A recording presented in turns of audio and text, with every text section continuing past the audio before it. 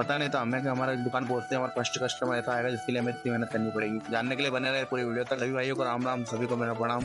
Mummy को खाना लगाने का बोलने के बाद मैं चला जाता हूँ बाहर पानी लेने। फिर मैं और पवन बैठ जाते खाना खाने। मम्मी तो चाय लेकर पीने के बाद चार्जर निकाल के फिर मैं और पवन गाड़ी लेकर निकल जाता दुकान की। फिर दुकान पहुंचकर पवन के साथ पापा को भेज देता हूँ घर पर। तो पहला कस्टमर आता है गुटके का, जिसको 2 गुटके चाहिए था। गुटके की तंबाकू खत्म होने के कारण उसको एक ही गुटका बनाकर दे पाते हैं। फिर चाय बनाकर बनी हुई चाय को थर्मस में छान कर हम लग जाते दुकान की साफ सफाई करने। ट्रे में जितना भी माल खत्म हो अंदर तो एक एक करके ला कर साइड में रख कर जमाने लगते हैं। जब तक हमारा छोटा भाई यस किराया सामान लेता है। तो यस के भरोसे दुकान छोड़कर हम लग जाते हैं दुकान की साफ सफाई करने में। जितने भी कांच के धोने के गिलास को उनको फटाफट से धोकर काउंटर पर वापस जमा देते हैं। फिर पता चलता है कि बाल भी बहुत ही बड़े हो गए, इन्हें भी कटवाने पड़ेंगे आज।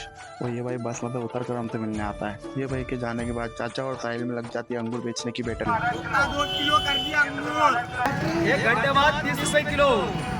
चाचा और साहिल की बात को साइड पर रखकर हम सुनते डीएस यादव के अनाउंसमेंट को उनके मुंह से।